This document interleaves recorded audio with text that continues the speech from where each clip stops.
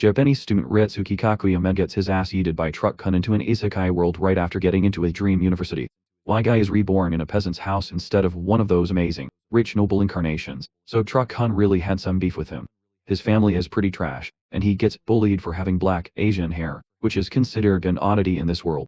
Thankfully, Bro's life levels up the moment a system notification greets him, making him feel like he's finally about to win.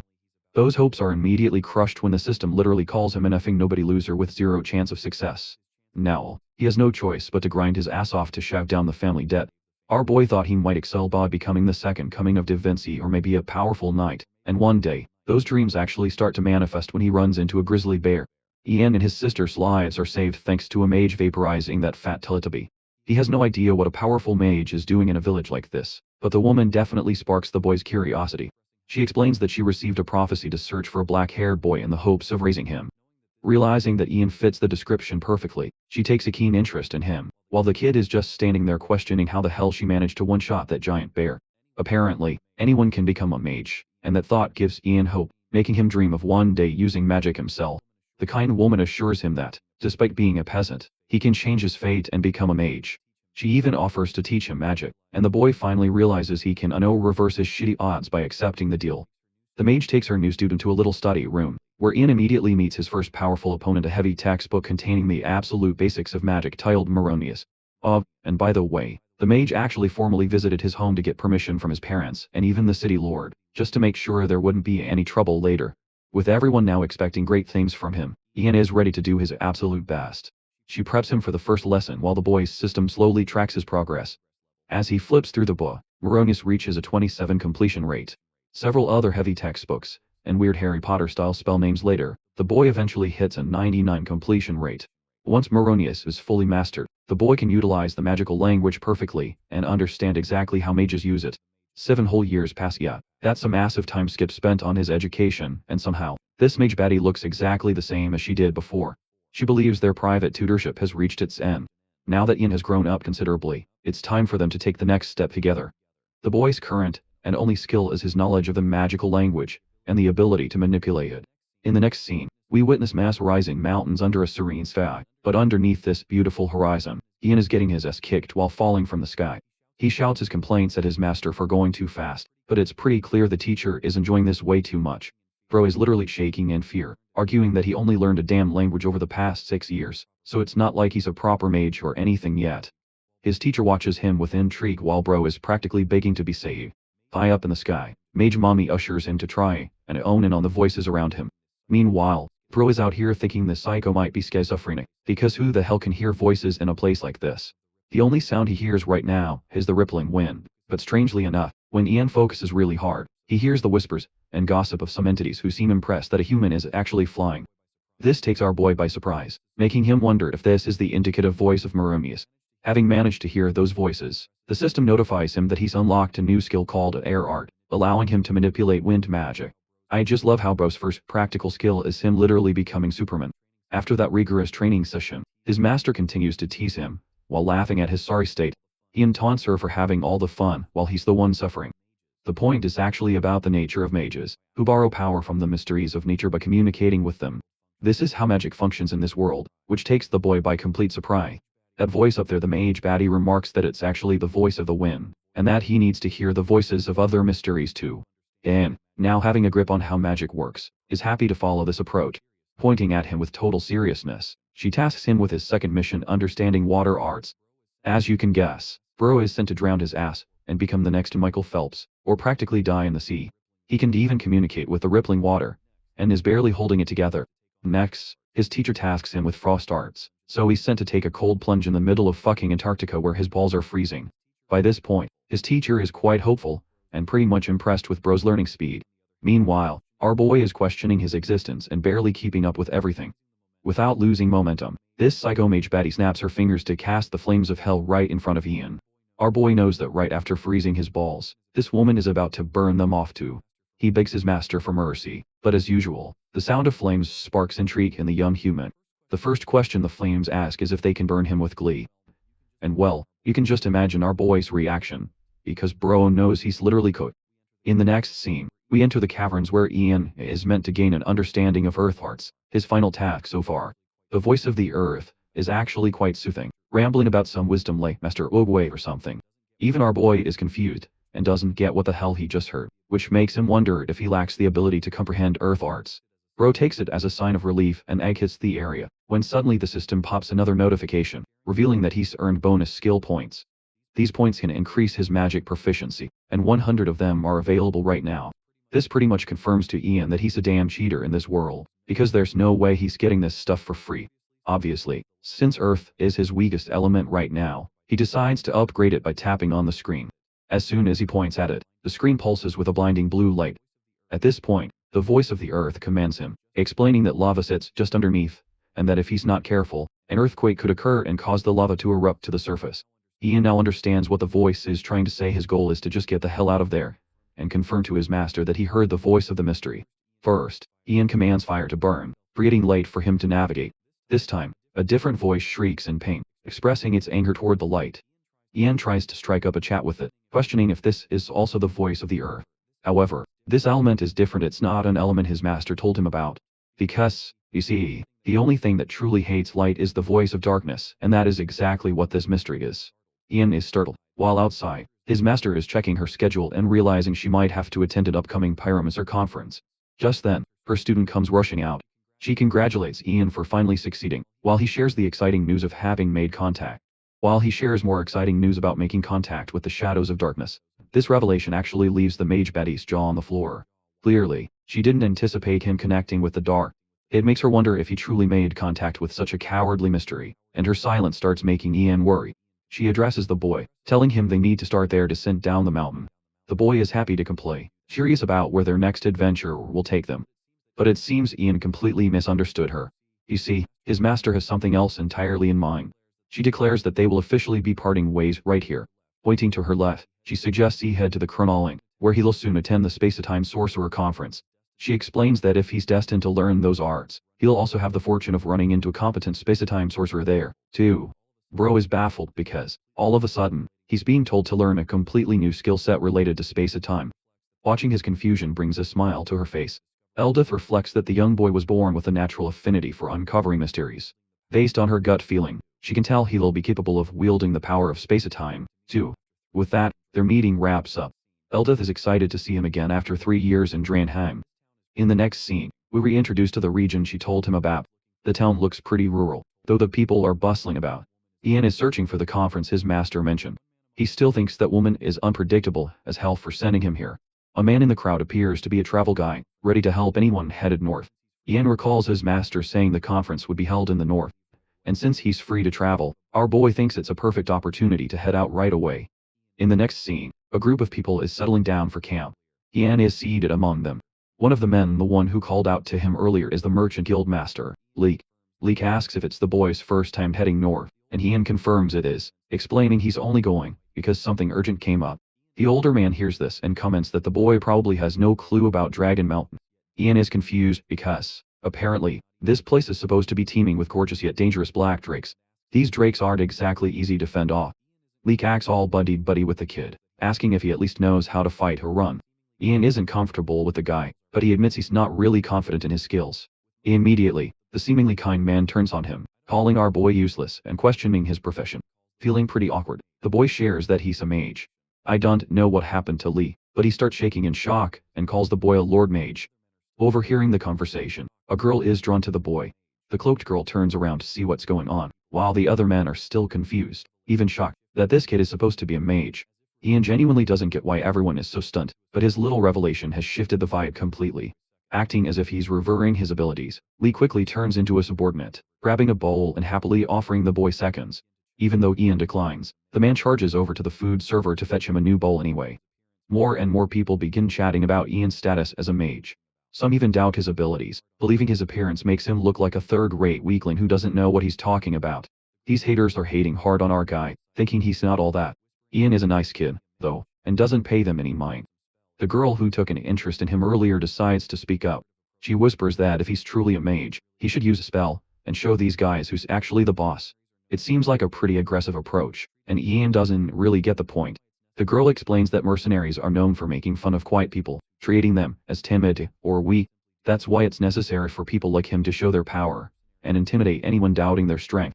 If Ian can do that, he'll show them who's the top dog, and the mercenaries will automatically fall in line, willing to protect him from any trouble. The idea is new to Ian, but he understands where she's coming from. Still, he doesn't know what he's supposed to do.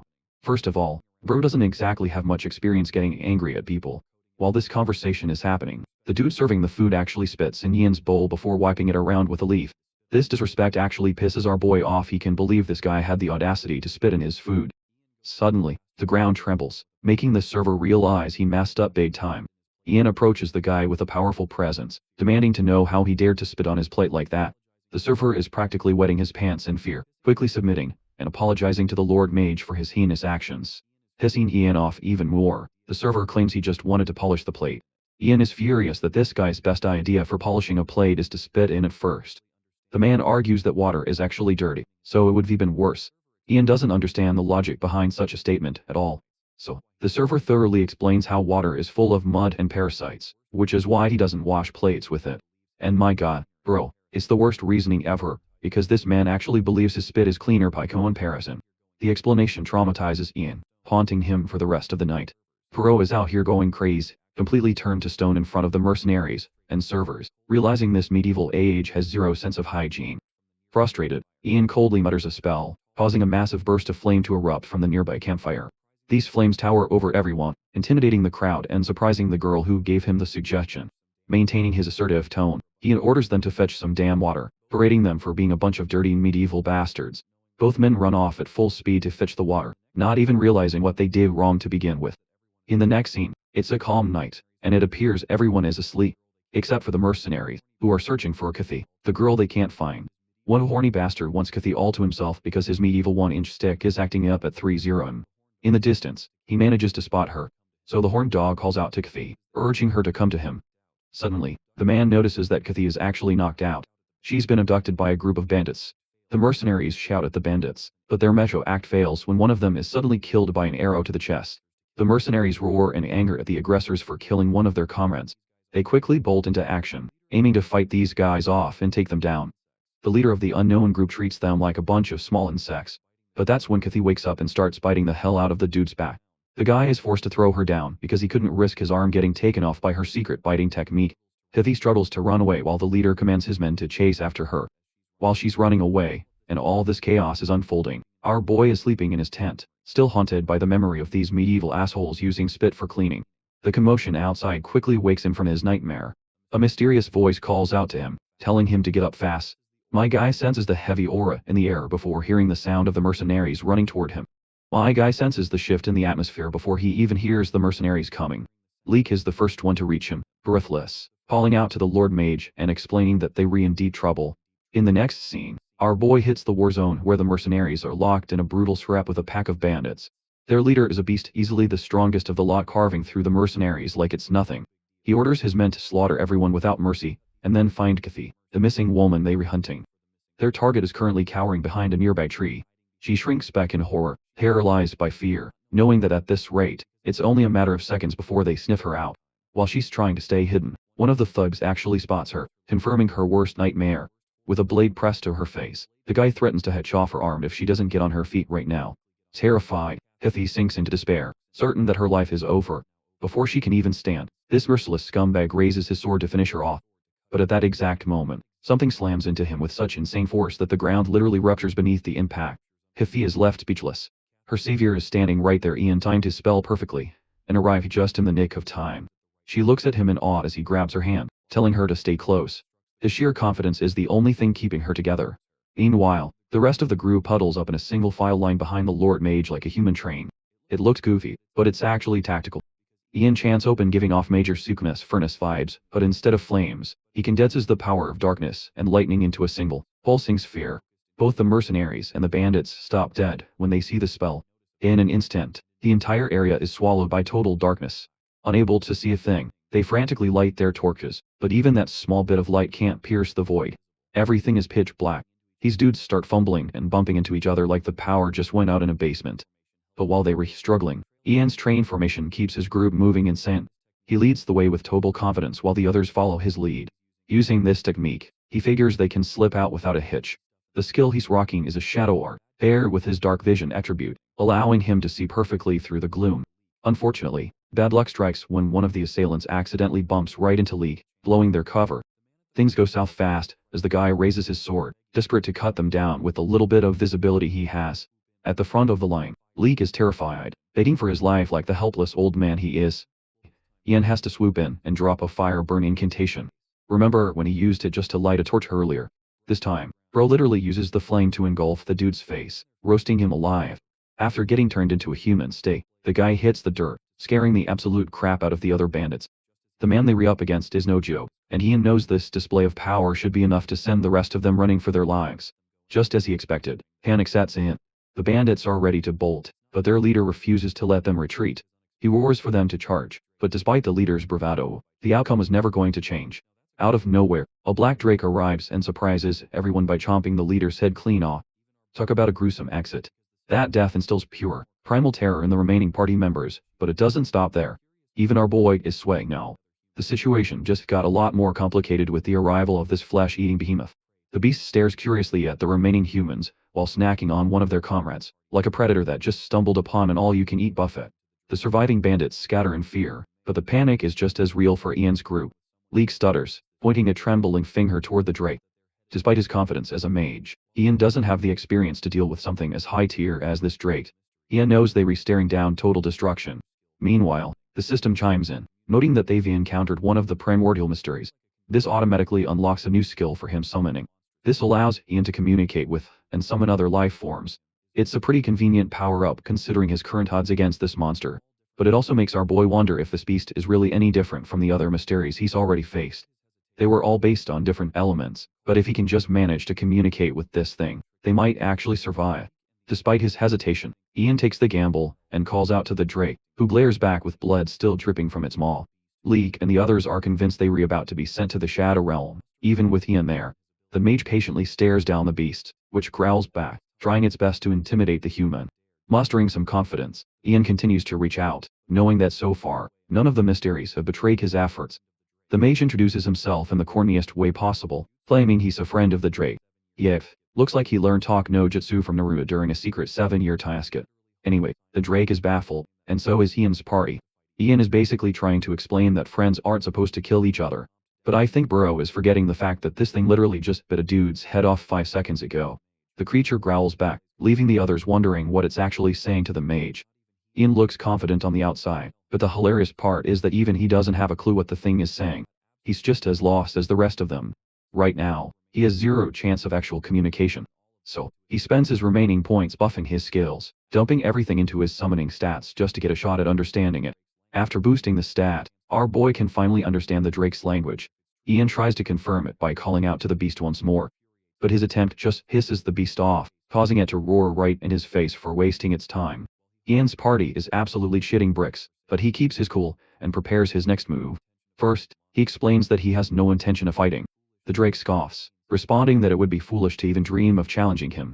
Ian assures him he knows that, admitting they'd lose instantly if they even tried to attack. He plays right into the drake's arrogance, making it seem like fighting such a great beast would just be a total waste of time for both parties. The prideful drake assumes the humans are just begging for mercy. Leek and the others are just glad some form of communication is happening, while Kathy waits anxiously. The drake roars that it would indeed be pointless to slaughter such weaklings, which is exactly the opening our boy wanted. Ian starts to think the negotiation is going his way, but there's one small problem. The beast roars that he's in a pretty shitty mood right now, implying he still has no plans of letting them walk. Ian's party is on their knees begging for their lives, while our boy tries to figure out his next move. Ian takes it as a sign that the drake wants them to be it, but he realizes he might not have a choice but to settle this with a more direct approach. But he doesn't mean fighting. The mage suddenly switches to their epist mode and asks the drake why he's in such a sour mood.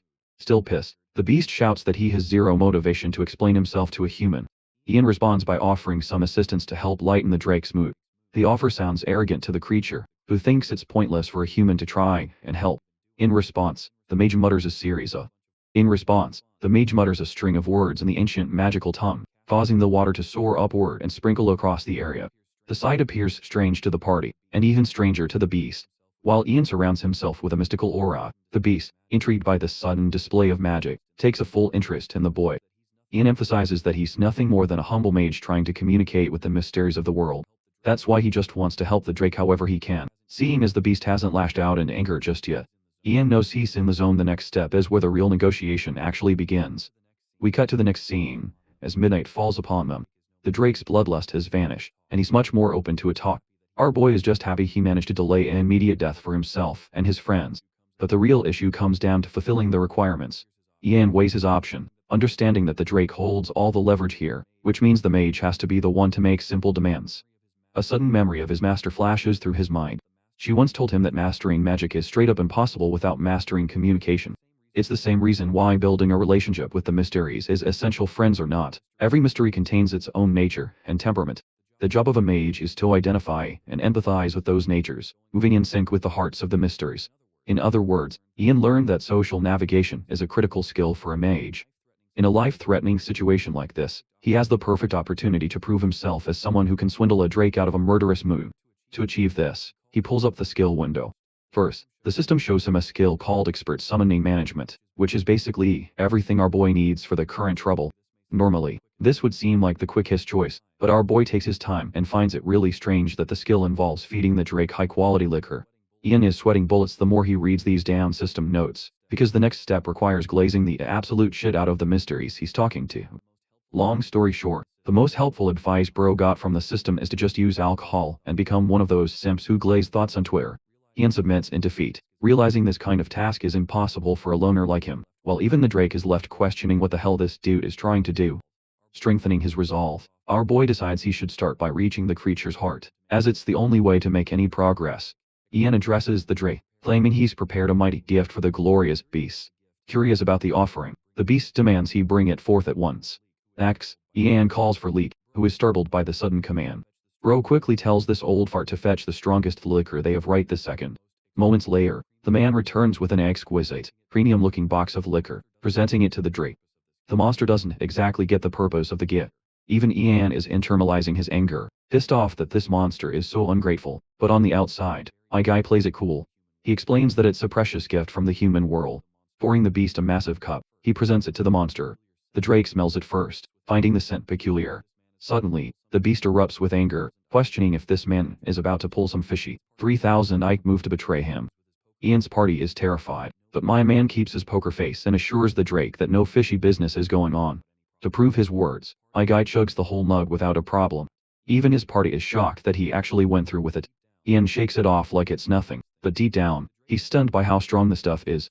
The Drake is a bit annoyed that the liquor smells so bad, so he plugs his nose to avoid it. The mage assures him it'll make him feel better if he just gives it a try. The monster stares it down. A tiny little mug surely couldn't do anything to him. With a bit of boldness, he lets his tongue out for a small taste while Ian's party prays for their lives. Suddenly, the Drake turns into a squirming little girl. He clearly didn't expect this outcome.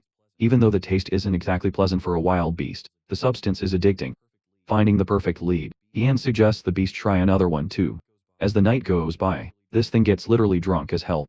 Swallowing massive amounts of liquor, the Drake is in a giddy mood, and has found a new addiction. But our boy is questioning how the hell this bastard is still alive after draining 7 whole barrels. Ian and the Drake have become total besties, both discovering just how heavy of a drinker this beast is. Earlier, our boy had planned to escape while the big bad lizard was asleep, but that's not happening anytime soon.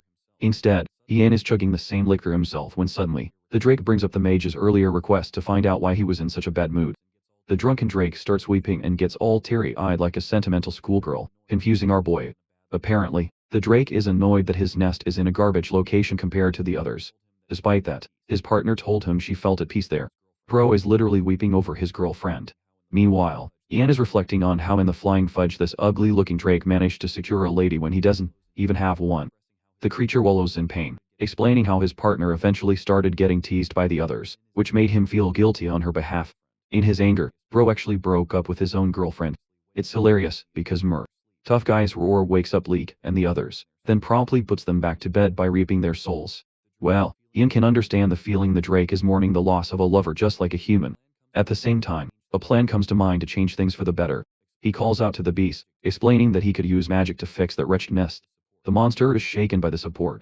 Ian chimes in and asks for something in return, one simple favor. By the next morning, Ian walks around, while Leek is still daydreaming some shitty romantic dream.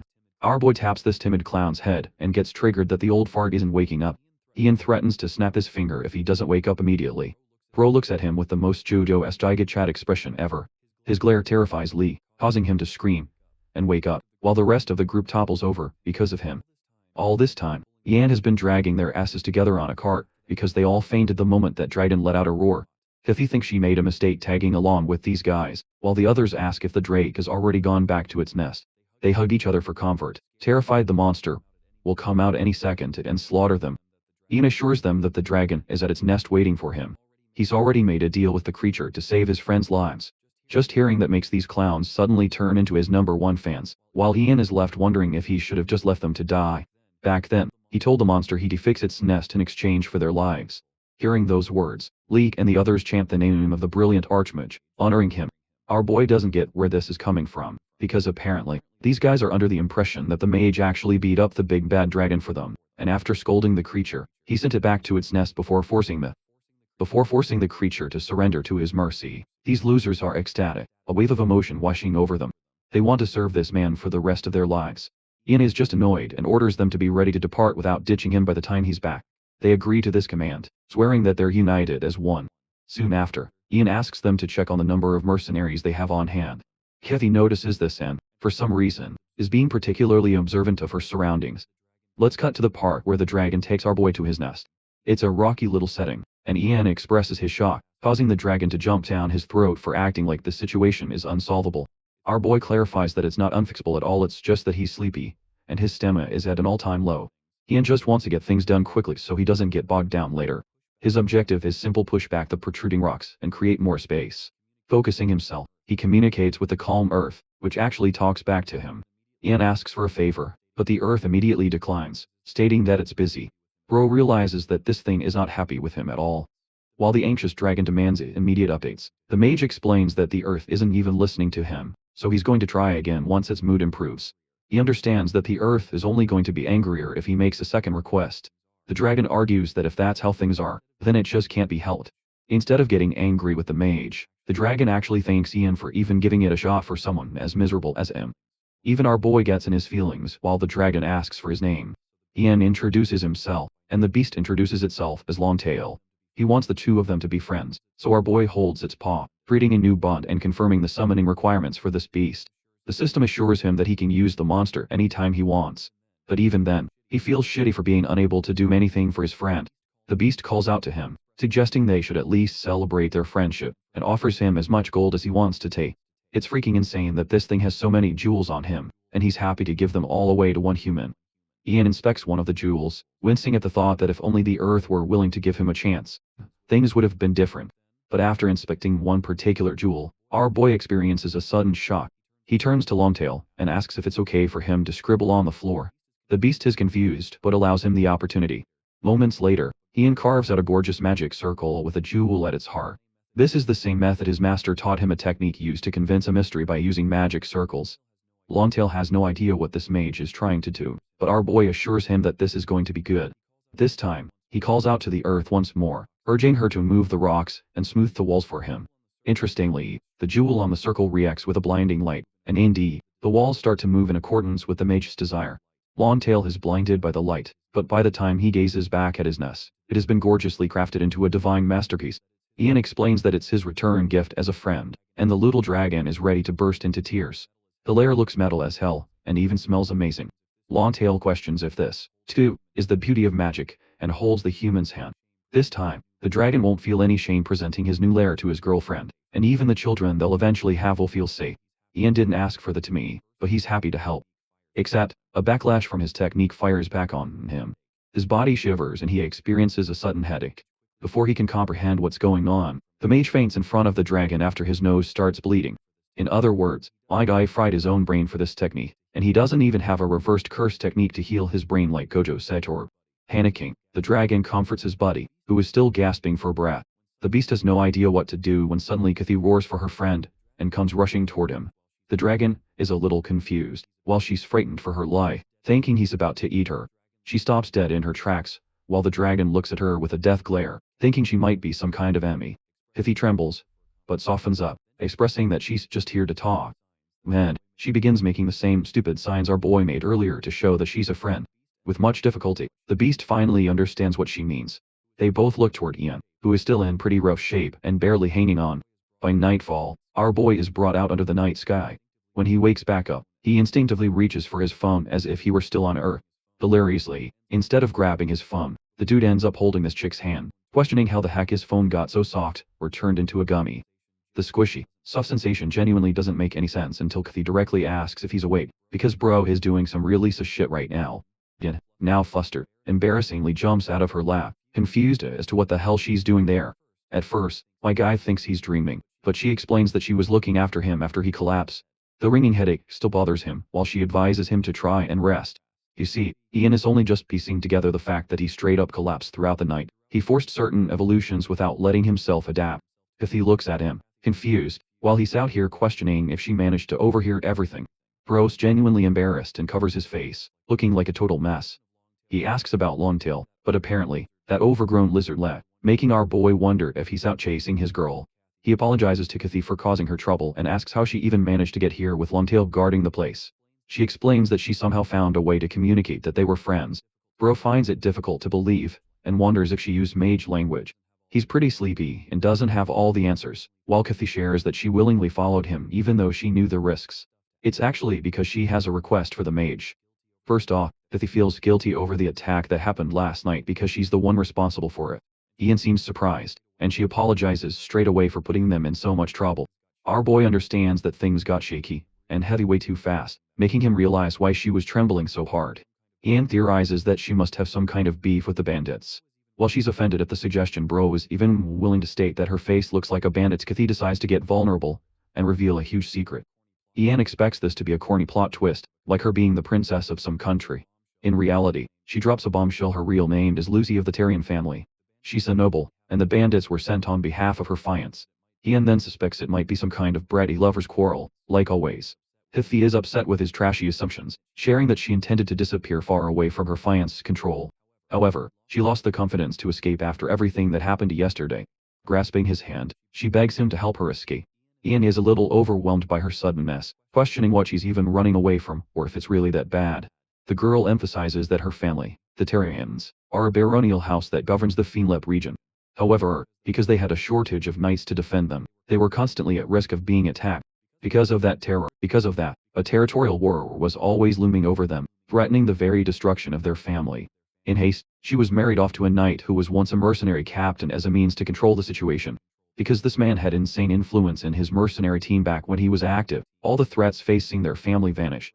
Things seemed fine at first. The guy seemed okay with his position as the son-in-law of the Tarian family. But then, things collapsed quickly. He went mad in his thirst for power, thinking that he could do anything.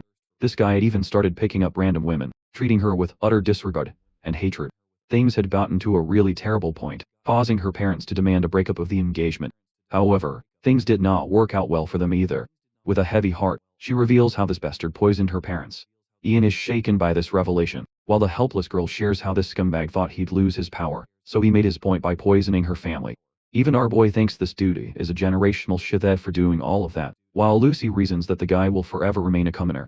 Which is why he's forcibly trying to inherit the family's name and rank. She only managed to escape thanks to the help of a servant, refusing to marry that man, but she knows that he'll keep coming after her.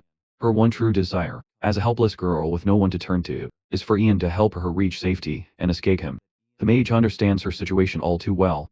Our boy can feel the kind of violent figure this man truly is for going to such lengths so much, so that he's willing to kidnap his own fiancée.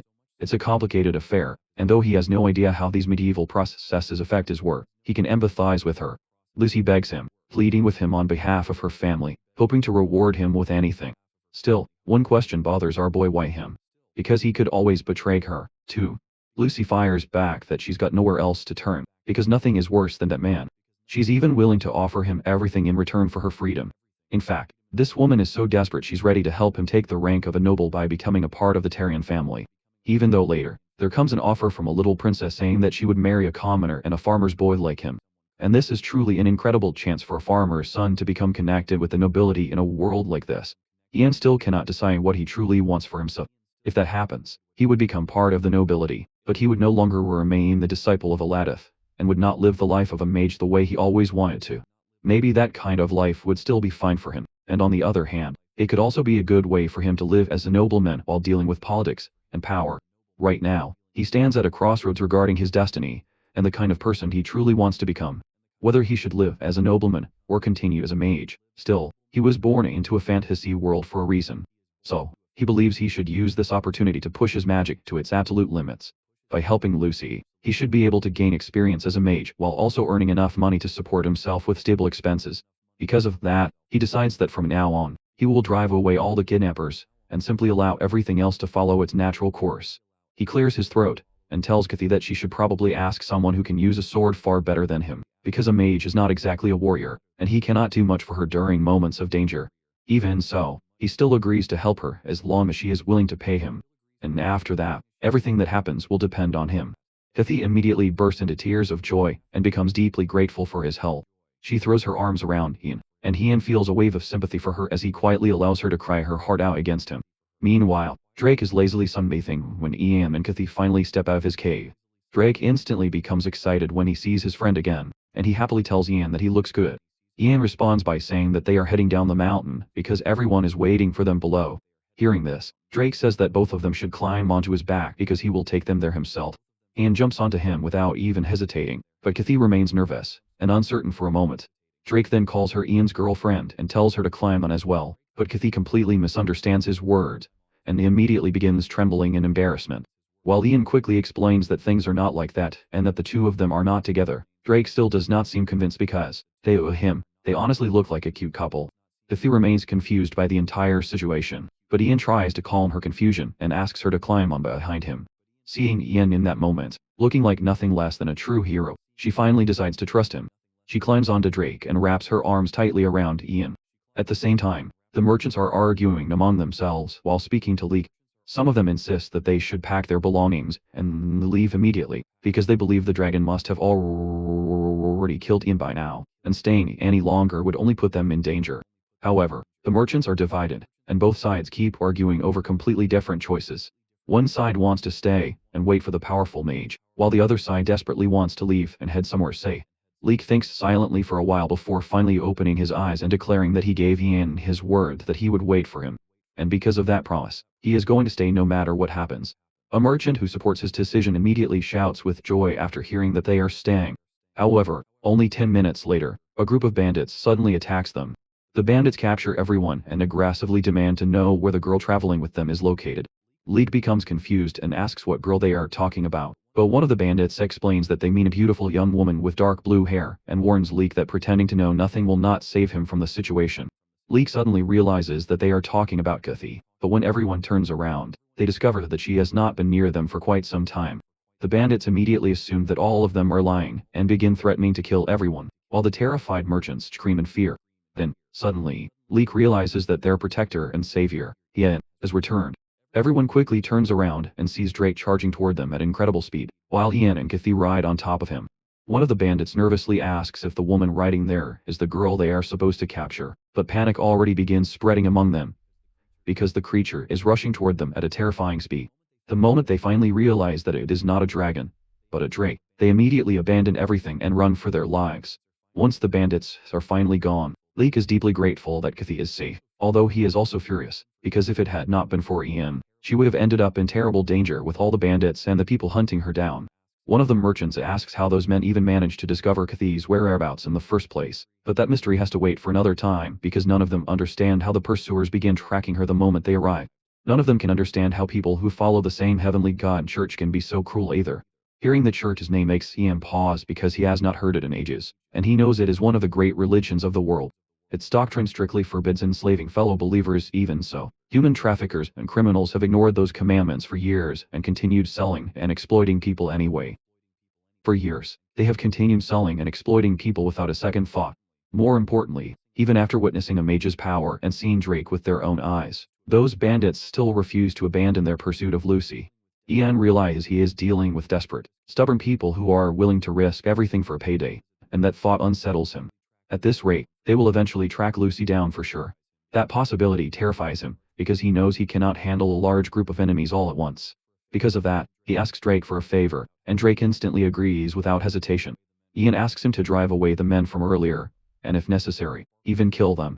Drake's eyes sparkle with mischief the moment he hears that, as he is eager to do anything for his new friend.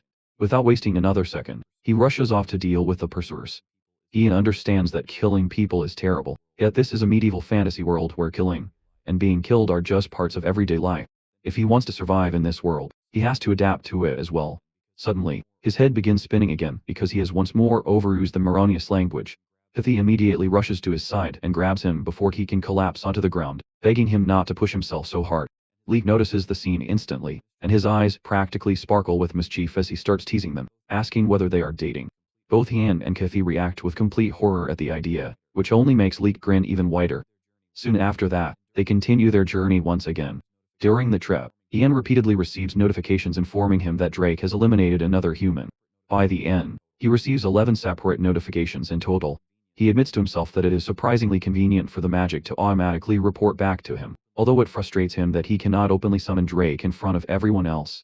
Suddenly, Drake contacts him through telepathy and announces proudly that he has driven away every suspicious person he could find. Ian thanks him sincerely for protecting them.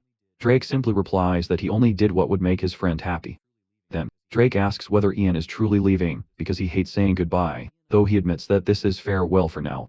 Ian understands that Drake cannot leave the mountain range, and that realization saddens him, because it means they may not see each other again for a long time. Drake thanks him once more for everything he has done, but before ending their conversation, he suddenly brings up the mystery of the Phoenix. Naturally, Ian becomes interested immediately. Eventually, they arrive at Riverville, and Ian keeps thinking about Drake's words regarding the Phoenix. Rumors claim that an ice phoenix lives somewhere within the northern mountains. Ian feels an intense urge to see it for himself. According to legend, a phoenix is a creature that never truly disappears after death and possesses the ability to change through every attribute including fire, ice, wind, and even stone. It is known as a monster with extraordinary adaptability to any environment, and Ian quietly wonders if it might somehow be possible to create one. As they reach the gates, Leek and the merchants announce that they intend to meet the lord of the village and ask Ian and Kathy whether they would like to accompany them. Ian immediately decides against it if Lucy wants to escape safely. Then staying away from powerful nobles and high-ranking officials is probably the smartest option. Because of that, he says the two of them plan to rest at an inn before continuing their travels. Instantly, the merchants begin teasing Ian and Kathy again, and this time Kathy happily plays along by claiming that she is exhausted as well. She even clings to Ian in such a convincing way that Leek immediately starts shipping them once more, nearly blushing from excitement. After separating from the merchants, Kathy admits that pretending to be with Ian has made things much easier because it keeps annoying people from bothering her. Although Ian is far less enthusiastic about the arrangement, he then asks why she behaves so politely toward commoners, when he himself is nothing more than a farmer's son. Kathy replies honestly that she admires him now and sees no reason to treat him poorly. Ian thinks about her words for a moment, and realizes that he also wants to remain approachable and kind no matter what happens, while Kathy silently admires how naturally polite Ian is, and wishes she could become more like him. Ian then asks what her plans are moving forward, and Kathy explains that she intends to seek out Count Kitna. Apparently, the Count is her uncle on her mother's side, and she believes that if she explains everything, he will definitely help her. Ian immediately asks whether they were even close, and Kathy admits that they were not exactly distant from each other. Even so, Ian cannot help feeling suspicious, and points out that she should not blindly trust an uncle who was not even especially close to his own sister. Kathy becomes offended immediately, and demands to know how Ian could possibly suspect her uncle, insisting that there is nothing in the world he would not do for her. Ian eventually relents, and decides that if she trusts him that much, then perhaps she is right after all. The moment he agrees, Kathy suddenly shifts into a teasing mood again, and jokes that if a mage as impressive as Ian proposed to her, she would gladly marry him and accompany him to the Count as his wife. Ian immediately shuts the idea down and reminds her that their agreement ends the moment they safely reach the Count. Kathy pouts, and calls him cruel for rejecting a noble woman willing to marry him. Ian casually replies that there are plenty of women in the world besides her. Kathy instantly grows irritated by that answer and storms ahead toward the inn in frustration. When they finally arrive at the inn, Ian hands over a bag of gold to the receptionist, and pays for a room and a bath for the night. The amount is more than enough for both of them. The receptionist then casually asks whether the girl will also be taking a bath, but the moment Kathy hears that question, she becomes horrified and hurriedly insists that she is perfectly fine without one. Ian initially assumes she simply dislikes bathing, and thinks she is already filthy enough to need one badly, but after a moment, he realizes the truth. Public baths in this medieval world are completely exposed, and Kathy is obviously uncomfortable with the idea of bathing publicly in front of strangers. Understanding her hesitation, Ian simply tells the receptionist that he alone will use the bath. Kathy immediately lets out a relieved sigh. Unfortunately, while this conversation takes place, 3 suspicious people sitting nearby quietly observe Kathy the entire time. Ian notices their stares at once, and instantly becomes protective. He quickly tells Kathy to pull her robe tighter, because people are watching her too closely, and he does the same himself to avoid attracting further attention. However, by that point it is already too late, because those strangers have clearly fixed their eyes on Kathy and have no intention of forgetting her face. On the other hand, the men watching Kathy are entertaining disgusting thoughts about her. It is the first time they have ever seen someone as beautiful as her to them. She looks almost like an angel descended from heaven itself.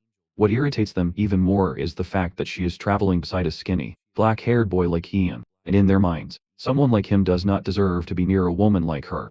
They exchange mischievous glances with one another, and quickly come to the conclusion that since Ian and Kathy are clearly not planning to stay at the inn for very long, they need to act immediately if they want a chance to take her for themselves. Their intentions are vile from the very beginning, and they decide that today is their lucky day. They decide that today is their prime opportunity to make a move. While they continue plotting amongst themselves, elsewhere inside the castle, the Lord of Riverdale is speaking with Leek. During their conversation, Leek suddenly realizes that this is the perfect chance to earn the Lord's favor, and perhaps secure a safe stay within the castle walls. Because of that, he begins flattering the Lord relentlessly, piling on the praise until the man grows visibly pleased, his arrogance swelling from the onslaught of compliments. Once he feels the timing is right, Leek finally reveals that they encountered a mage during their travels. He excitedly recounts everything from how the mage managed to tame a dragon to how he saved every single one of them from a gruesome fate. Leek even lets slip that the mage is currently staying at an inn right there in town. The moment the Lord hears this, his expression shifts completely. Instead of excitement, he is struck by immediate dread. He thinks about how disastrous it would be if such an unpredictable mage suddenly lost his temper and unleashed a dragon upon his territory. Not only would his people suffer, but the situation is already volatile enough, because another troublesome force is currently stationed within Riverdale. That force is the Holy Santiago Knights, a fanatical order devoted entirely to serving God. They fight as both monks and warriors, roaming the land in search of demons and monsters rather than participating in ordinary wars. They proudly call themselves the protectors of humanity, yet the Lord privately considers them righteous zealots who bring chaos wherever they go. The mere thought of those Santiago Knights crossing paths with a dragon-taming mage terrifies him. He is certain that if a conflict erupts between them, this peaceful little town will be destroyed in the process. Determined to prevent that disaster at all costs, he immediately orders his commanders to prepare a room for Leek and then commands them to summon the Santiago Knights at once, hoping to keep both sides separated before anything catastrophic happens. Meanwhile, Ian and Kathy are sitting together eating breakfast at the inn. After finishing his meal, Ian announces that he plans to take a bath, and casually tells Kathy to head up to the second floor once she is done eating. The moment she is left alone, one of the suspicious men sees his chance, and quietly follows her. As she walks through the inn by herself, he suddenly approaches her and claims that the black-haired boy sent him to escort her to the docks immediately because of an urgent matter waiting there. He explains that Ian is currently in the bath and asked him to bring her over as quickly as possible. Kathy, naturally kind, and already anxious from the danger surrounding her, believes him instantly. Her thoughts immediately jump to the possibility that the bandits have returned to kidnap her again, so she hurriedly follows the stranger without questioning him further. However, when she catches a glimpse of Ian peacefully bathing, she instantly realizes that something is terribly wrong.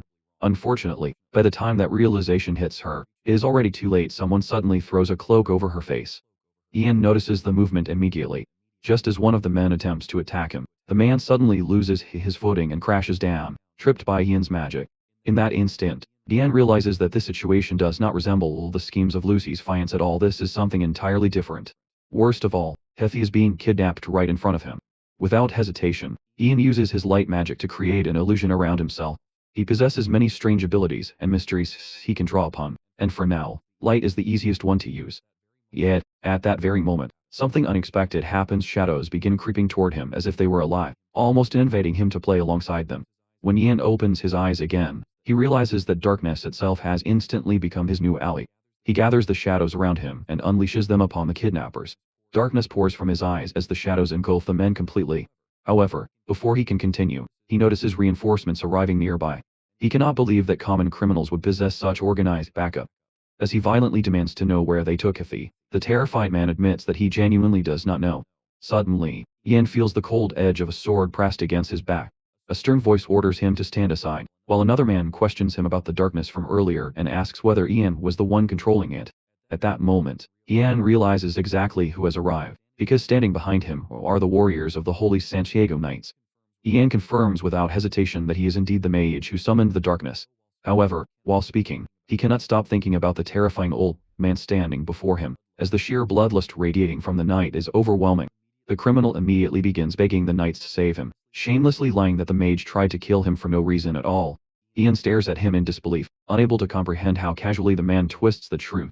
The old knight narrows his eyes and remarks that if Ian truly is a mage, then such murderous intent is entirely believable.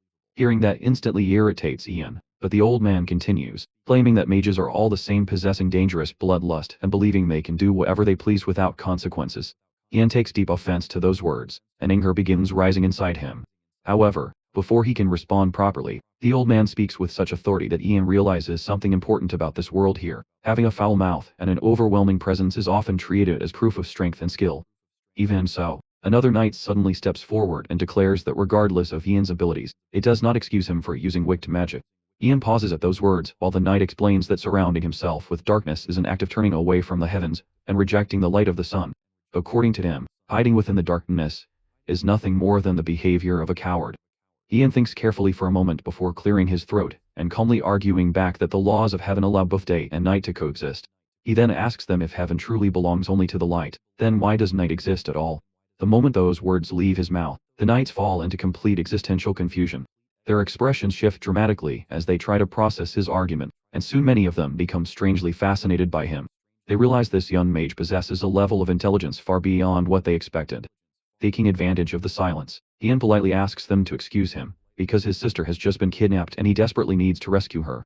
Instantly, the knights realize the criminal had deceived them from the start, and every one of them turns toward the lying man with fury in their eyes. The old knight then orders a man named Dietrich to keep watch over the criminal before marching toward the inn himself. As an apology for wasting Ian's valuable time, he declares that he will personally help rescue Ian's sister and ensure her safety. Soon afterward, they arrive at the docks where the remaining kidnappers are attempting to smuggle Kathy away on a boat. She is tightly bound inside a body bag while the men hurry to escape before anyone catches them. The knights instantly recognize what is happening and become furious because the criminals are already preparing to flee. Meanwhile, Ian notices something crucial about the timing the sun is beginning to set.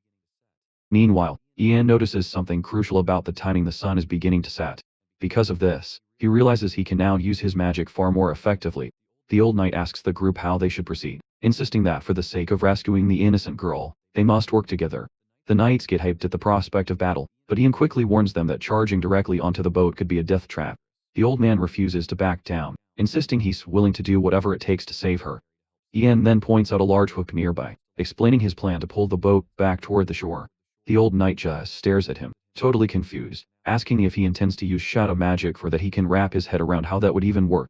Ian casually explains that he possesses introductory knowledge from various schools of magic, allowing him to use multiple forms instead of specializing in just one. This leaves the old knight even more baffled throughout his life. He's only seen people dedicate themselves entirely to mastering a single element rather than juggling several at once. Without wasting any more time, Ian begins chanting in his infamous Moronius language, calling upon the river itself to create obstacles and force the boat back toward the shore. Almost immediately, the river responds. Powerful currents begin twisting violently, dragging the boat backward, while waves crash around it, throwing the vessel into absolute chaos. Thanks to that sudden shift, Ian finally manages to rescue Kathy. The moment she's freed, she clings to him tightly in total relief. Ian immediately realizes that if she keeps acting this affectionate, the old knight will figure out they aren't siblings in no time. Because of that, he awkwardly hugs her back while secretly dwelling on how exhausted he is. His energy is dangerously low, and all he wants is to get back to the inn for a peaceful bath. Unfortunately, Ian has no idea yet that in this world, something as simple as enjoying a quiet bath is nearly impossible for someone like him.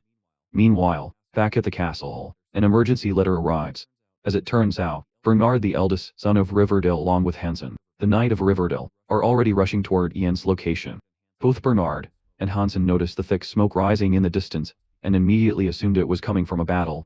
They started worrying that the Lord's fears were coming true, that the knights and the mage had already escalated into a full-scale conflict within the region. Hansen secretly thinks the whole situation is already a massive hack, especially since he's been forced to drag the sheltered young master along. Seeing the look on Bernard's face, he's even more convinced that bringing him was a terrible idea.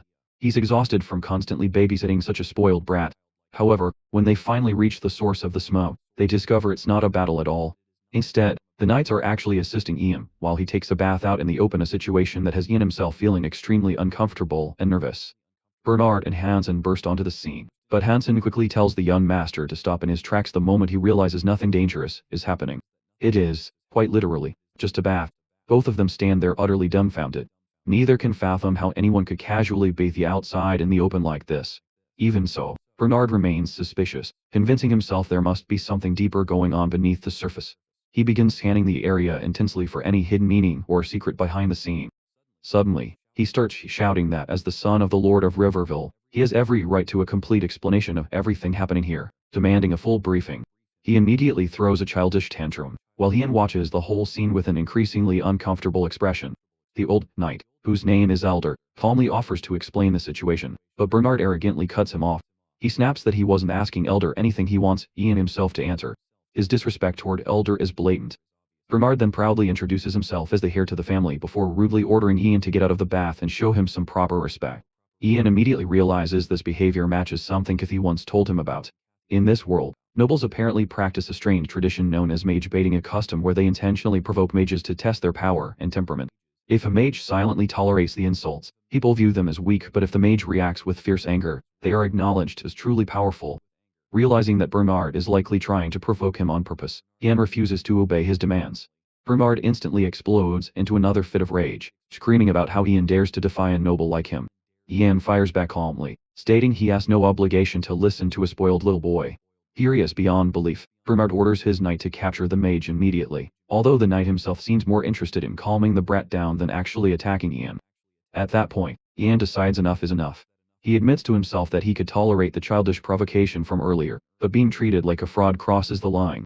Rising from the bath, he unleashes both his dark and light magic at once, causing trash bins, axes, and other nearby objects to float ominously in the air around him. Hansen quickly tries to smooth things over by apologizing for the young master's disrespect and assuring Ian that they fully acknowledge his strength now. Ian finally relaxes slightly, believing this display should be enough to make Bernard back down. Unfortunately, he's dead wrong, as the kid immediately erupts into yet another tantrum. This time, Ian genuinely begins to fear that the spoiled noble might actually try to have him executed, leaving him with little choice but to cooperate for now. The following day, Ian visits the castle, where the Lord of Riverville personally shares tea with him and apologizes for the trouble caused by his son's behavior. Ian politely replies that he should be the one apologizing, as he may have taken things a bit too far himself. The Lord then asks if Ian arrived with his companion, but Ian explains that she has other matters to attend to, and is staying at the inn for the moment. In reality, he knows Kathy is staying under the protection of the knights for her own safety. The conversation soon shifts toward Ian's background, and the Lord asks for the name of Ian's master. Ian answers that his master is Lord Aledith, a name the Lord of Riverdale immediately recognizes. He explains that Aledith is known as one of the rising stars of the academy. Curiously, he asks if Ian's master ever spoke about the South, where the Magic Academy is located. Their discussion then drifts toward politics, with the Lord asking if Ian plans to travel toward the Principality of Palgar or the Principality of Roxolon. Ian admits he has no idea what those places even are, prompting the Lord to explain that tensions between the two territories have been growing increasingly dangerous lately. Apparently, the Principality of Palgar has begun setting its sights on Roxolon, and Ian quickly realizes this likely means war may soon erupt between the nations. The Lord then asks if Ian plans to head south as well, but Ian explains that he is actually traveling east in search of a certain mystery. Ian explains that he's actually traveling east in search of a specific mystery. Hearing this, the Lord decides to offer him a gift. Ian is a bit confused when a chest is suddenly placed in front of him, but the Lord encourages him to open it. Inside, Ian discovers a staff resting in the velvet. The Lord explains that the staff once belonged to a renowned aeromancer, and is called Wingsgate. As Ian carefully picks it up, he instantly notices how perfectly it seems to suit him.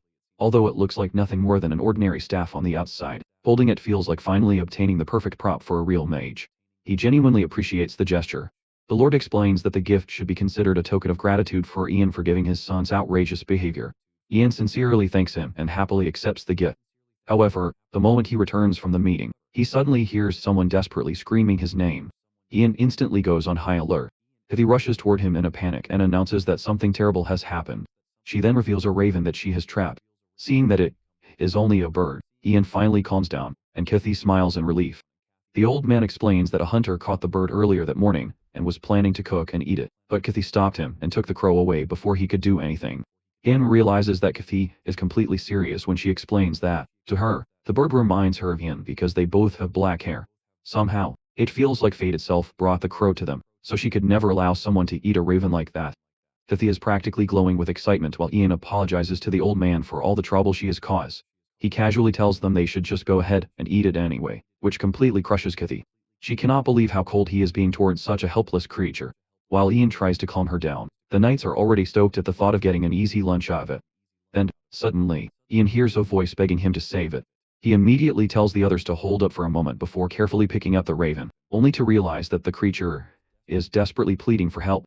Ian begins speaking to the raven and quickly notices that, even though the bird cannot understand his words, he can somehow understand the raven perfectly. He realizes that the Marunius language does not work properly here, possibly because the creature lacks enough mystery for the magic to connect completely. He tries concentrating harder, but the raven keeps panicking and repeating itself over and over again until Ian finally snaps. He angrily tells it to shut up because he is already going to save it, and does not need to hear the same desperate plea 100 more times. The raven instantly goes silent. Ian thinks that even if the crow cannot understand his language properly, it definitely knows how to read the room and stay quiet. The knights stare at him in disbelief, because the mage is casually speaking to a crow as if it were another human being. Ian explains that the raven is begging him for help, and Kathy becomes overjoyed, because now her beloved crow is going to survive. She beams happily, and says she knew from the beginning that the bird was special. Elder comments that the young lady seems capable of sensing mysteries in the same way Ian can, and Kathy becomes even happier hearing herself compared to him. Ian then carefully heals the crow's broken wing, and Kathy happily says that the injury should recover quickly now. After that, she asks what they are going to do with the bird, because if they simply return it to the hunters, it will just end up getting eaten anyway, and saving it would have meant nothing. Ian thinks quietly for a moment while looking into the crow's eyes, and the raven once again begs him not to abandon it because the humans around here are terrifying. Even though Ian thinks the creature is unbelievably annoying, he still sighs and places it on his shoulder. Kathy immediately asks if they are really taking it with them, and Ian replies that they are at least until its wing fully heals. Kathy lights up with excitement and insists that they need to give it a proper name. She throws out several suggestions, but Ian dislikes every single one of them, so eventually, he decides on the name Oberon. Kathy immediately loves it, and from that moment onward, the crow becomes known as Oberon. The bird proudly declares that they may now bask in the honor of serving him, and Ian instantly thinks that the crow is already becoming far too cheeky for its own good. Kathy then suggests that perhaps they should continue traveling together with the knights, because she has realized it would be much safer than wandering around alone as just the two of them. Ian thinks about her words carefully and realizes that she does have a point. Ordinary bandits would never dare attack a group protected by the Knights of Santiago. Still, he wonders whether it would even help them if the knights are not heading toward the same destination. Before he can think any further, Elder walks over and asks why they both look so worried. As he sits beside them, he explains that regardless of how talented he may be as a mage, traveling alone with a woman is still extremely dangerous. Because of that, he proposes a deal regarding a dangerous monster that has recently appeared within Count Katina's territory. Elder explains that while traveling there, the knights plan to hunt down a creature known as the Manticore, brutal magical beast infamous for slaughtering humans simply for pleasure. Surprisingly, Ian already recognizes the name, and asks whether Elder truly expects his help against something that dangerous. Elder quickly explains that they do not actually want to force him into combat and would never drag him into danger against his will, although if Ian voluntarily wishes to help them, nobody would stop him. Ian immediately refuses because he has no intention of risking his life against a horrifying monster like that. However, Elder quickly stops him, and clarifies that the real reason they need him is something entirely different. He explains that when the Order announced their intention to hunt the Manticore, a priest from Count Katina's territory practically forced a local mage to cooperate with them. Naturally, the mage became deeply offended by this treatment, and now the knights want Ian to smooth things over. Since Ian is also a mage, Elder believes his words would carry far more weight than anything the knights themselves could say. Ian considers the proposal carefully, and realizes that it is not actually a terrible arrangement. If all he has to do is calm down one irritated mage in exchange for protection, and an escort from an entire knightly order, it could be extremely useful for both him and Kathy. Eventually, he accepts the offer. Soon afterward, they continue their journey together, and Ian quickly realizes that traveling alongside the Knights of Santiago is surprisingly comfortable. The members of the Order are disciplined men with strong principles, and compared to the chaos he usually experiences, the journey becomes almost stress-free. Still, if he has one complaint, it is that nearly every single knight constantly tries to convert both him and Kathy to their religion. At first, the conversations are tolerable, but before long, the endless preaching becomes repetitive, exhausting, and irritating. Ian has no interest in abandoning his own beliefs simply because someone else insists upon it. Later that night at the campsite, Elder quietly sits beside him and comments that it is a shame. Ian immediately asks what he means by that. Elder explains that if only Ian could hear the voice of God, then perhaps he could become a cleric for the Order. He explains that clerics are essentially church mages who wield the mystery of faith itself. Ian thinks deeply about those words, and wonders if someone could truly speak to God, then perhaps he could finally ask about his strange status window, and the real reason he was reincarnated into this world in the first place. Curious now, he approaches Dietrich and asks if he can study their holy book as well. After some time, Dietrich patiently teaches Ian how to read passages from the Bible and even compliments him for being so open-minded toward their faith. However, Ian suddenly loses interest, and Dietrich notices the strange shift in his expression, asking what is wrong. Ian replies that Dietrich just complimented him a moment ago, yet Dietrich instantly becomes alarmed and insists that he never said anything at all. Confused, Ian swears that he clearly heard a voice speaking directly to him. That's when he suddenly realizes the voice didn't sound human in the slightest. Then, another strange voice whispers into his ears, calmly suggesting that perhaps the speaker isn't a being that could even be called human at all. Ian is left completely confused about what exactly is happening to him. He realizes that the voice speaking inside his head might actually be the one who brought him here, so he immediately shouts and demands an answer. He keeps piling on questions, asking this supposed creator about the status window, and why he was thrown into this world right after he had barely graduated. As his irritation keeps rising, a sudden gust of wind passes through, and just like that, it feels as if the mysterious creator has already left without responding. Our guy gets frustrated and starts going off, demanding that she come back and answer him properly. Meanwhile, the Santiago Knights struggle to hold him back as they practically beg him to calm down. A moment later, Ian suddenly gets an idea, and quickly flips through the divine book, hoping it might give him another chance to reach that voice again. As he continues reading, the status window suddenly appears with a notification informing him that he has acquired a new skill called Holy Arts. It states that this skill will allow him to communicate with the creator of this world. Right after that, more notifications begin to flood in, telling him to show greater interest if he wants to satisfy the creator. Seeing all this, Ian begins to question whether the owner of that voice is truly the one who dragged him into this world and granted him this ability. The more he thinks about it, the more he feels like some kind of puppet being controlled and laughed at. He wants to rush things and confront her directly, but his holy arts level is still too low to start any real conversation. In the end, he gives up for now, deciding that he will have to uncover more mysteries and gather enough points to level up his holy arts. A few days pass during their journey, and at one point, a group of bandits tries to ambush them. The knights handle the weak amateurs without much trouble, and then check on Ian, asking if he is fine. Ian responds that he is safe and asks the elder if he is alright, since they were the ones actually doing all of the fighting. The elder laughs it off, and says that no matter how much of a geezer he turns into, he is still not going to lose to some amateur bandits. Ian takes the chance to ask him more about his past, bringing up that he heard the man used to be a mercenary. The elder admits it and says that even if he looks like an old man now, he was once a hotshot known all around. He explains that he had to start using the alias elder, because whenever people heard his real name, they would come after him just to gain attention and make a name for themselves. Hearing this, Ian starts wondering if the man really was that famous. After the bandits are taken care of, one of the knights reports to the elder, and informs him that the road ahead splits into two paths. He explains that the eastern path leads to the Count's castle, while the western path goes toward the Manticore area. The old man then tells Ian that the mage he mentioned lies somewhere near the Manticore area, and points in that direction, telling him to hurry. Ian stops the group for a moment, and suggests to Kathy that they should first go meet the mage before heading to the Count's place. Lucy immediately refuses, and says she will go alone instead. Ian gets concerned and asks if she will be alright on her own. She smiles and responds that she is not a child, and she is confident that the eastern path will take her straight to her uncle's place. She waves goodbye, and leaves without hesitation. Watching her go so casually makes Ian uneasy, as he wonders if she will really be fine. He then decides to deal with the mage as quickly as possible so he can check on her before anything goes wrong. The old man asks the boy why his sister left without him. Ian simply replies that he will catch up to her soon, and quickly shifts the topic back to the mage. The old man leans over Ian's shoulder, and asks if he is mentally prepared to face what is coming.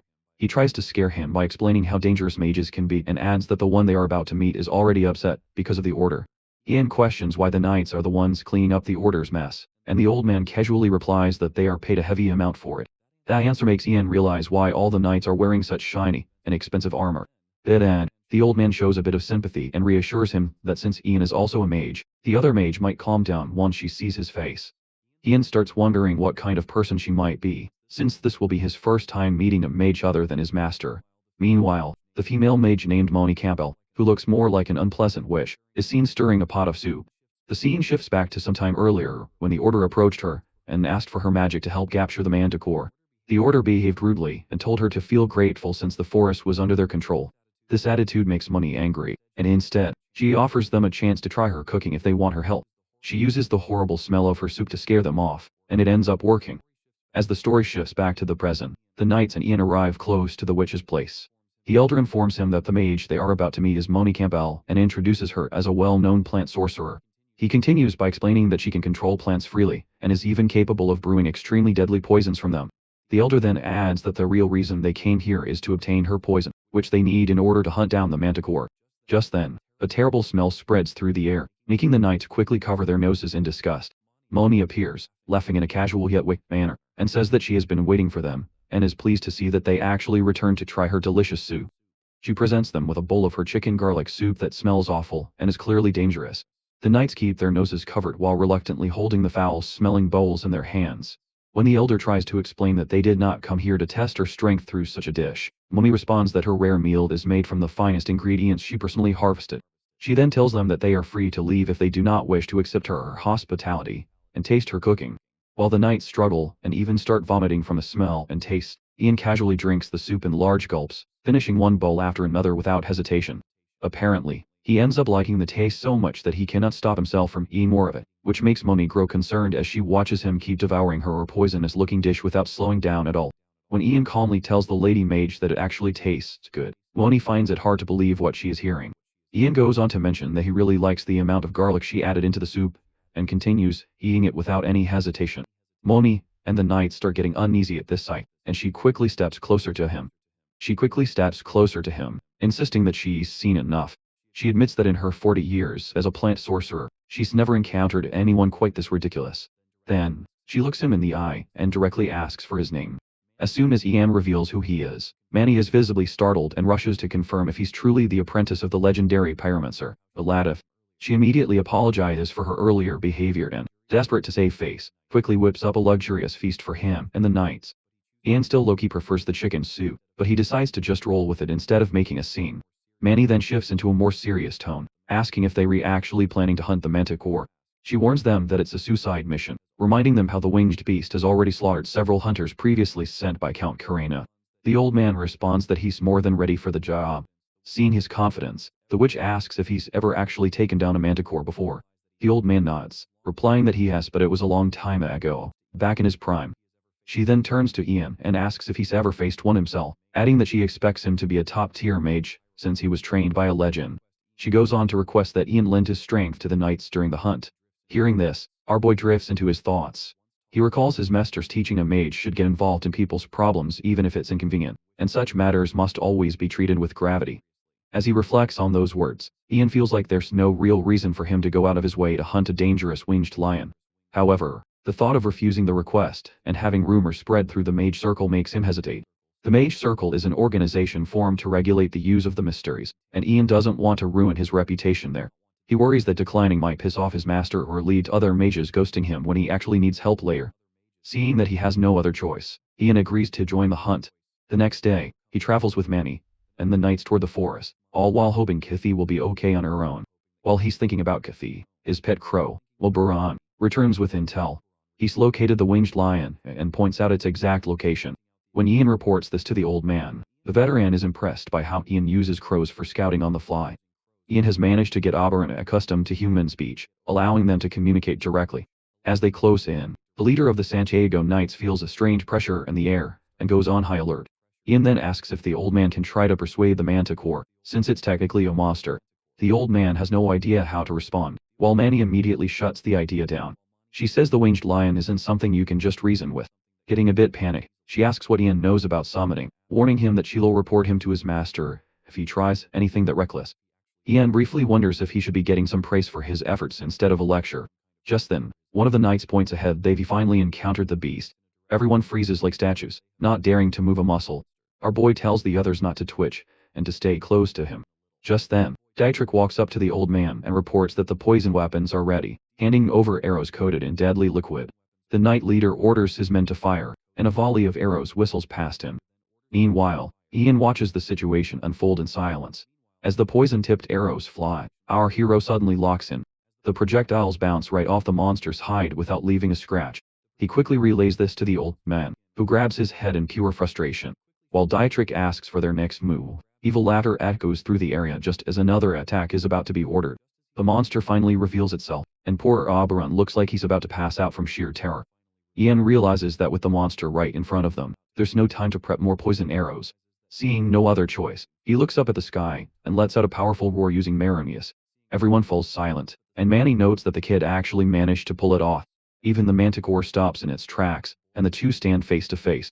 The monster is intrigued that a human can speak its language, remarking that Ian isn't like the others. Forcing himself to stay steady, our boy keeps a polite tone and introduces himself. However, the monster immediately cuts him off, telling him to shut up and drown in a puddle. Hearing that, Ian drops the polite boy act and asks what kind of abomination he's even looking at. The manticore seems pleased by the directness, saying that's more like it. He tells the human to be straightforward if he wants to know something. Matching that energy, Ian says he wants the monster's head. The answer makes the creature laugh out loud, saying he likes the kid. He then offers the mage a deal, telling Ian to join forces with him and tear those filthy humans apart. The idea shocks Ian, but the manticore keeps rambling about how much he'll enjoy the taste of human flesh. He tells the boy he can have as many women as he wants, and once Ian is done with them, the manticore will eat them too. The monster starts getting hyped up by the thought, but our boy cuts him off with a disappointed sigh. Spitting on the ground in front of the beast, he says the idea is too disgusting to even consider.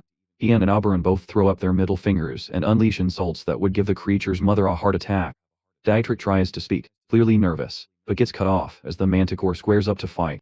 Switching to the common tongue, it thrusts its paw forward like a spear and declares that Ian is a human worthy of being killed by its hand.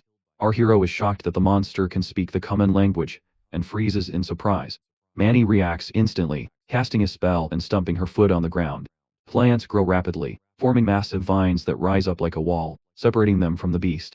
However, the old man doesn't calm down. Instead, he starts scolding Manny for her move. She looks confused, saying she trapped the monster, but the old man reminds her that his men are trapped on the other side as well.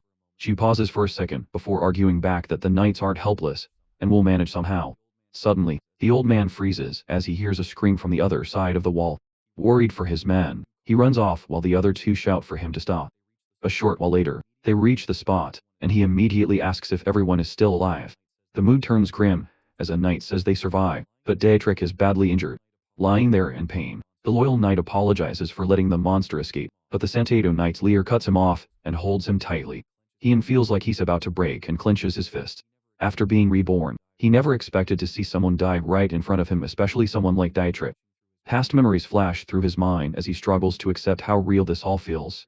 It finally hits him in this world. Monsters and war are the norm. The deaths he once only read about in stories are now happening right before his eyes. Refusing to just stand there, he adjusts his cloak and walks toward his fallen ally. Kneeling beside him, he asks Dietrich if he remembers what he was taught during Bible study, that if someone truly believes and prays with sincerity, the heavens will find a way. The words bring tears to the knight's eyes as he whispers yes. Ian then tells him they should pray together. Ian then says they should pray together as a blue light begins to spread around them. In his mind, he calls out to the heavens, stating that their devoted follower is dying helplessly in front of them, and asking if they intend to do nothing. A voice answers that his call has been heard and offers to intervene since Ian asked so nicely. The entire area fills with a brilliant blue light, temporarily blinding everyone. The old man calls out to him, but then trails off before he can finish his sentence. Meanwhile, our hero lets go of his comrade's hand and looks at his own, unsure of what exactly is happening. The scene then shifts to a bright, ethereal place where a voice calls out to Dietrich and tells him to wake up. A woman dressed in white extends her hand toward him, which catches him completely by surprise. The man realizes that this must be the creator he has been praying to all this time. As she descends and stands before him, she tells him that she is glad to see him here. Dietrich immediately bows his head, feeling overwhelmed by the gravity of the moment. The Holy Lady tells him that his life's work is not finished yet. He looks confused and repeats her words, trying to process their meaning. However, the Holy Lady extends her hand again and tells him to spread her message even further and to help those who are in need.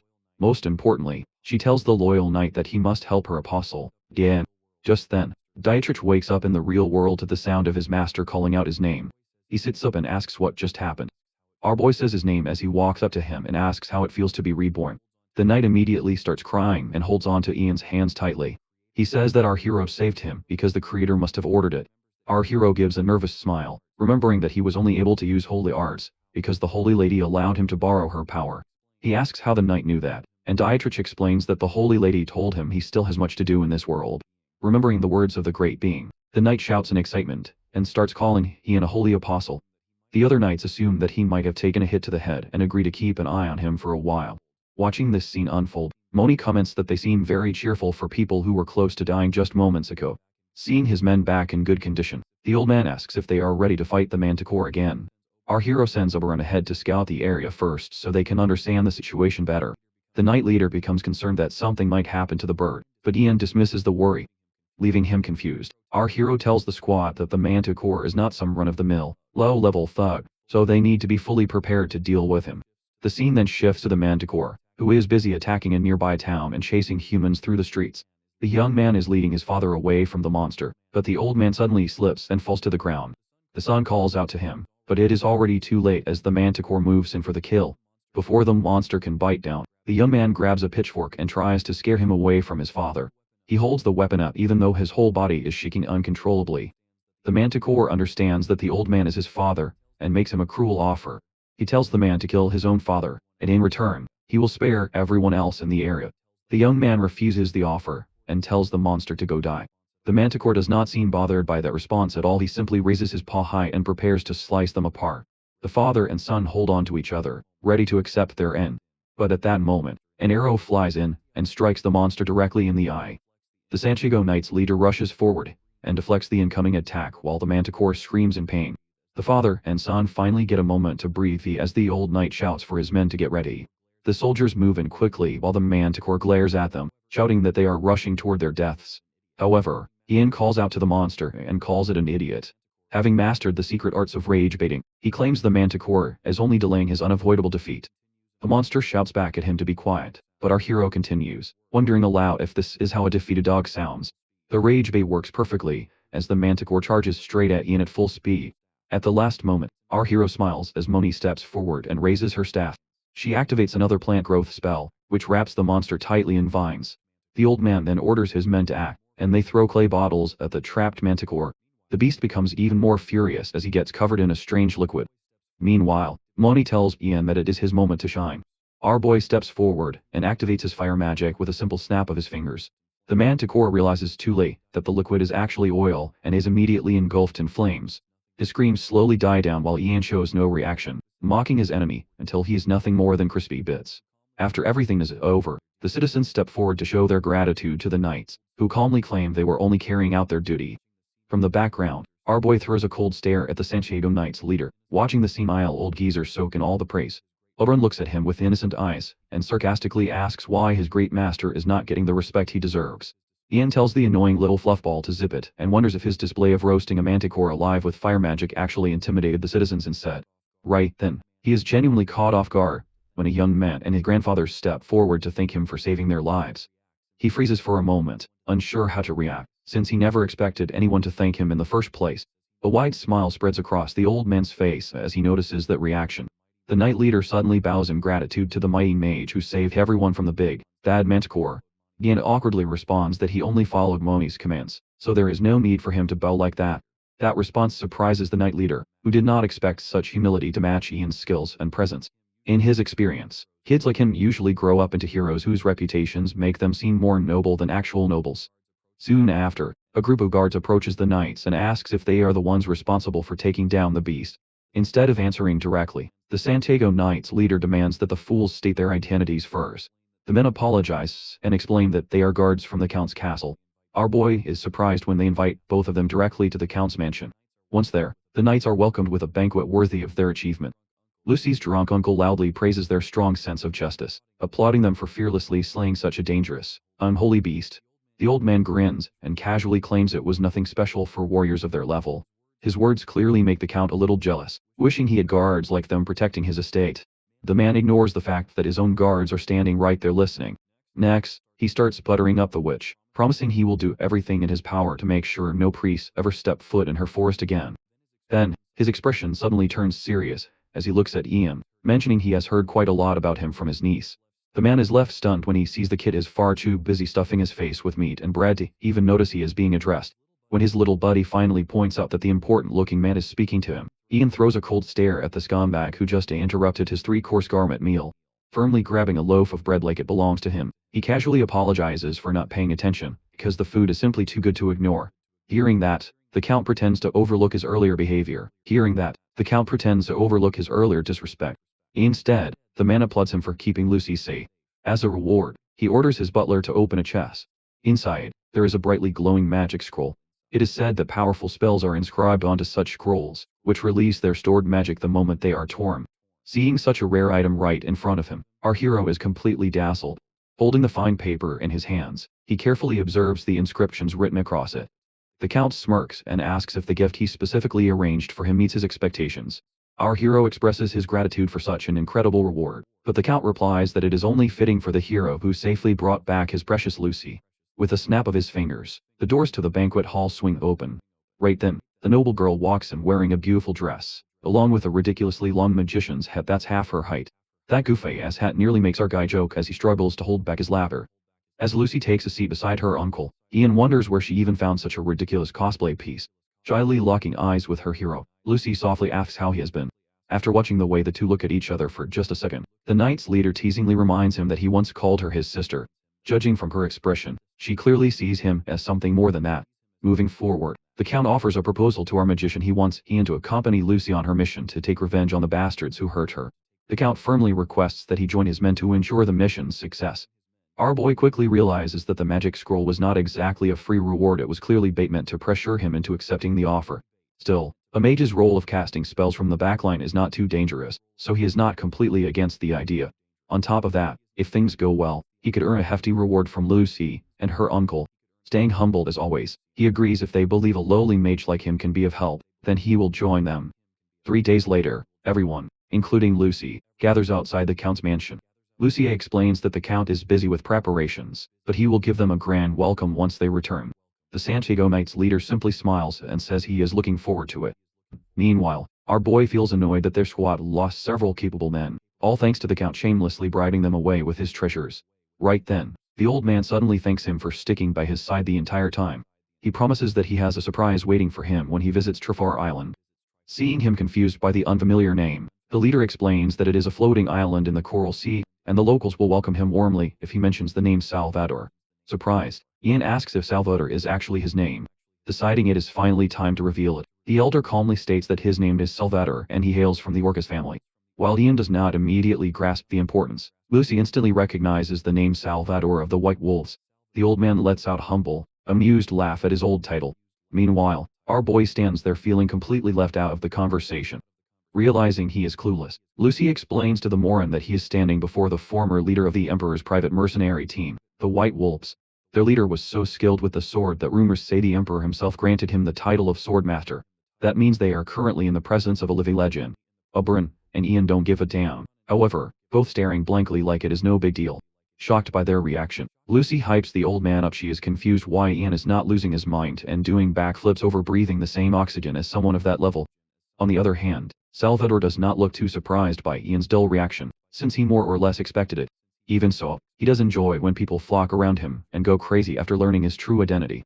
With that, the Swordmaster and the witch prepare to depart. One of the knights grabs our boy's hands, getting overly emotional as he asks if they will ever meet again. Before they leave, Salvador shakes Ian's hand and promises to meet him again on the floating island. The old man then wishes him safe travels until that day comes. Later, the Count steps onto a stage to address his army. Each step feels heavier than the last as memories of his niece's request to avenge her mother run through his mind. Never in his wildest imagination did he expect Graham to make a move on Lucy after what he had already done to her mother. Even so, marrying Lucy off to one of his trusted retainers would turn her into a powerful political shield. His territory would become far more secure, and he would gain more control over the barony. With that in mind, the Sly Man plans to have a private talk with his niece once things calm down. After that, the Count delivers a powerful speech, firing up his soldiers to put an end to the injustice and crimes carried out by Graham. Later that night, the knights set up camp. Some of them, including Lucy, are genuinely confused. I wonder if he hit his head somewhere along the way, they think. Instead of cooking food, he is just sitting there boiling his spoon. The noble girl tries not to judge, and wonders if he comes from some poor place where spoons are a delicacy. A few knights in the distance start spreading rumors that the master mage is a psycho who drinks spoon soup. Irritated, our boy tells Lucy that he is disinfecting the spoon. The big word flies straight over Bird Brain's head. He then brushes it off, saying it is too complicated for her to understand anyway. That only makes the knights more curious, thinking he is preparing some mysterious and delicious dish. They end up annoying him even more by asking if they can add their meat into his special soup. After dinner, Lucy admits she has been thinking about something for a while, but she is still unsure. When he asks what she means, she reminds him about the reward she promised earlier. The noble girl looks completely lost when deciding what to give him, saying he is probably tired of receiving gold coins all the time. The broke guy is left speechless, but he lets her continue talking about a reward she believes is truly worthy of someone like him. She shares a legend that says the fairies once gifted the first Baron of Tarion a magic sword apparently. That fairy fell in love with him after he saved their realm. Lucy is completely enchanted by her ancestor's story, but Ian is not buying that low-tier romance tale at all. He questions why the Tarion family was never granted a higher title than Baron if they possessed such a legendary weapon. That instantly cracks her little fantasy, and she awkwardly admits that all of this happened hundreds of years ago. Then she adds that there is just one teeny tiny problem standing between her and the sword. It is buried inside the first Baron's grave, which means they will have to rob it to get their hands on it. Shocked, our boy just stares at the unhinged girl who casually expects him, a complete outsider, to rob her own great-great-grandfather's grave. Even then, he asks if she is really fine with giving away such a priceless family treasure, since her family could clearly use it to strengthen their barony's reputation.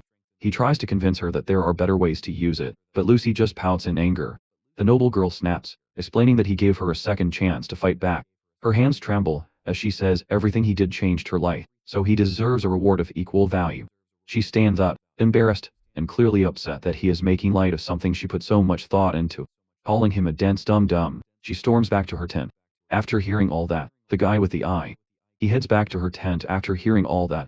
The guy with the eye of a rice cooker finally realizes he should have handled things better. Right then, a red-headed knight calls out to him, asking if he can have a moment of his time. At the same time, a farmer nearby is threatening to beat the life out of some knights if they dare steal from him.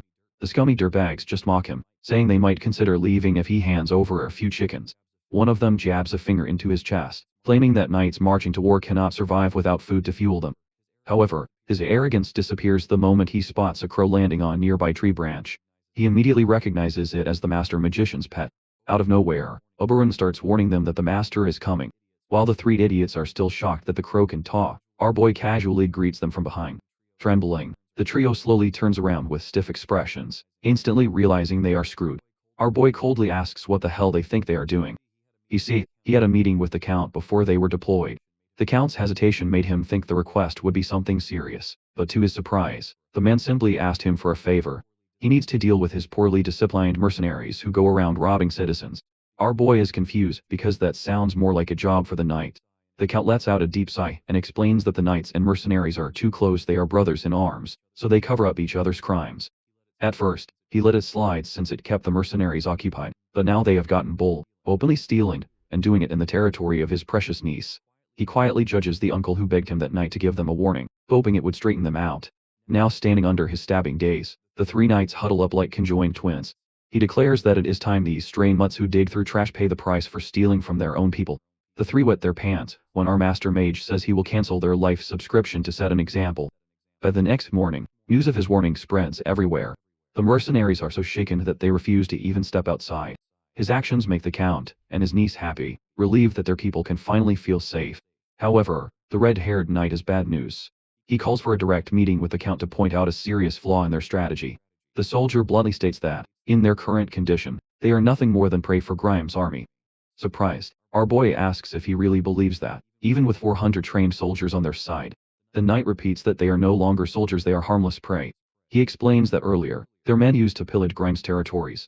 During raids, their constant looting and oppression would push the citizens to protest against Grime, keeping his forces distracted. But ever since they stopped harassing the civilians under Ian's pressure, the situation has flipped completely. The townsfolk are now calm, there is no unrest, and everything is stable. That means Grime can focus entirely on gathering his forces in the background, putting them at a massive disadvantage. On top of that, ever since the troops were put in line by our master mage's punishment, their morale has taken a serious hit. Hearing all this, our protagonist realizes they are stuck in a pretty bad situation. The grim update gives the Count a splitting headache as he struggles to come up with any kind of solution. Running out of options, he turns to our hero for help. They cannot afford to lose this war, or the usurper might take everything. This time, with a worried look, Lucy also turns to him full of expectation. Even under that pressure, he calmly argues that the situation is not completely hopeless when he's around. His reassuring words instantly lift their spirits, making both uncle and niece eager to hear the master speak. At the same time, the soldiers standing behind the red-haired knight glare at him like he just slapped their mom. A suspicious duo clearly does not trust his overconfident attitude and looks like they are plotting something on the side. The next morning, our boy heads to a farmer's house. The farmer starts yelling at the visitor and his annoying crow, who keeps making noise outside his door. The moment he opens this, our boy steps right into his face with a dead-eyed stare that scares the life out of him. In a strong voice, he demands to know if the man owns the wheat field.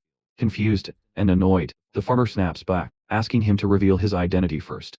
A nearby knight quickly introduces him as the apprentice of the master mage Aladif, Lordian. That instantly drains the color from the farmer's face, who realizes he just insulted a lord. He immediately drops to the ground, pressing his fat mug into the dirt while begging Lord Ian to forgive his ignorance. With the stage set, our protagonist smoothly moves to the next step of his plan. He declares that the crops are already doomed, leaving the poor farmer desperate for an explanation. Slamming his staff hard into the ground, he roars that the curse of the first Baron of Tarion has befallen his wheat. Fully committing to the act, he lowers his voice and explains that the curse strikes any land that was taken from the rightful owner. Thinking his entire livelihood is about to vanish, the farmer desperately begs for a solution, or at least something he can do. Right then, our boy tells him to quiet down. He suddenly acts like he senses something, and his eyes widen in shock, like he's receiving a divine doom from heaven. Raising his hands dramatically, he declares that the heavens have revealed the only way to lift the curse. If the rightful heir, Lucy Taran, becomes the Baron, the first Baron's anger will finally be put to rest. With that message delivered, he and the knights quickly leave the scene, claiming he has detected another curse nearby. The farmer nearly wets himself as our boy leaves, dropping a final warning that the entire land will turn barren under Grime the usurper's rule. After repeating that same act a few more times in different places, rumors about the curse spread like wildfire among the people. Soon enough, the common folk begin protesting, demanding that Grime step down, and let Lucy take the crown so they can be saved from the so-called curse. At the same time, his galaxy brain strategy also boosts the army's shattered morale. However, some of the more suspicious soldiers on the inside do not look happy about any of this. Late here that evening, they take their complaints directly to the Count. Confused by their strange attitude, the Count demands to know what exactly has them so worked up. The soldiers argue that their master mage played dirty by spreading rumors about their homeland being cursed. They claim it is completely unacceptable to serve under a mage who curses their own land. Baffled by these absolute idiots, our boy asks if they are seriously dumb enough to believe the nonsense he made up right in front of them. The Morans still push back, saying his shady tactics are exactly why they cannot trust him. At that moment, he realizes his plan backfired. The moment he told one lie, they started treating everything he says like another lie. He lets out a tired sigh, already fed up with the brain-dead complaints these clowns keep throwing at him. At the same time, he understands that the knights are the backbone of their army, so they cannot simply be ignored. One look at the Count's troubled face confirms that the man knows he has to meet their demands to keep their trust. Deciding to make things easier for him, our boy takes the initiative and steps forward. If they do not want an untrustworthy mage around, then he has no problem leaving on his own. The knights are left frustrated, clearly not expecting him to make that move. But then he hits them with another blow.